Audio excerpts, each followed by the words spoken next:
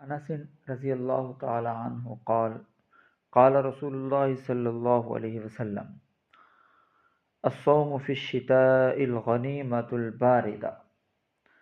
نبی کریم صلی اللہ علیہ وسلم نے فرمایا، حضرت انس سے روایت ہے، فرماتے ہیں کہ نبی کریم صلی اللہ علیہ وسلم نے فرمایا کہ سردیوں کا جو روزہ ہے وہ مفت کا جو ہے وہ اجر ہے۔